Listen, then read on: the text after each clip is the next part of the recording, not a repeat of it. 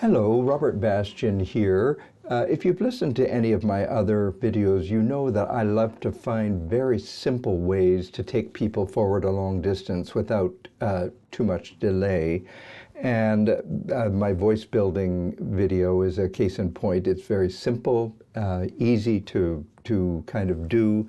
And of course, I never want to stop people from being more sophisticated than what I describe in these very little simple techniques, but this is one that's designed for people, primarily introverts with a lot of voice fatigue, who have to talk a lot with a lot of voice fatigue, people who struggle with vocal fry, and maybe people who are in positions facing the public on the telephone or in person. So what do I mean by reading to children? I mean that inside your head, you imagine that you're reading to children. You don't tell the person you're speaking to, the clerk in the store or the customer, you don't tell them I'm reading to children, but you just do it in your own head, and it results in what I'm doing right now. I'm reading to children. And you don't, again, tell people, but you just do it.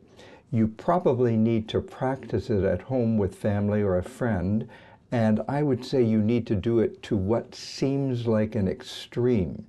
So get really animated and reading to children like this, and you will discover that even if you use a highly inflected reading to children voice, people don't particularly sort of look at you or recoil or think that's strange. They just think, well, this person is interested and energetic and awake and all of that.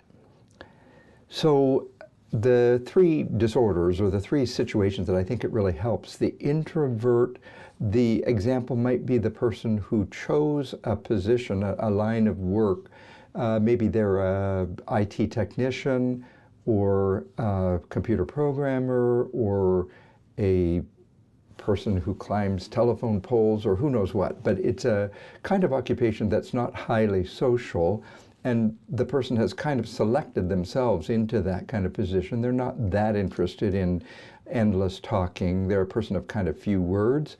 And as life progresses, they're good at their work, and so they start getting promoted to management positions.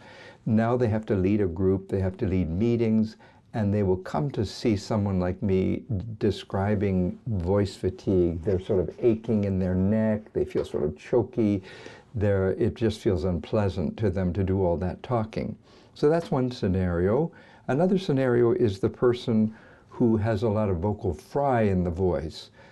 Vocal fry tends to be a phenomenon of low pitch. So you find people who are using vocal fry, they're always way down in the voice. It's impossible for me, well, let me see if I can do it at a higher pitch. I'm trying to have higher pitch and fry. It's kind of hard for me to do.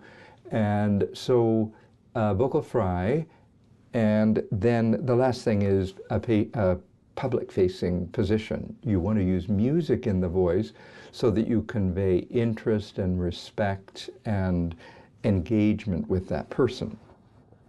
So again, you're in a situation, you say in your own head, okay, now I'm going to read to children, and you will be amazed if you do this with family and friends. They won't even notice. They'll just say, wow, you're kind of energetic today. And the way you do it is you just imagine, whatever the circumstance, that you're actually reading to a child. When we read to a child, we never say, long ago and far away, there was a big bad wolf in a dark, dark wood.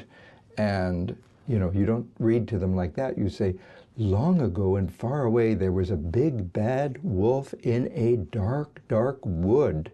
So you read in that kind of more animated, interested way.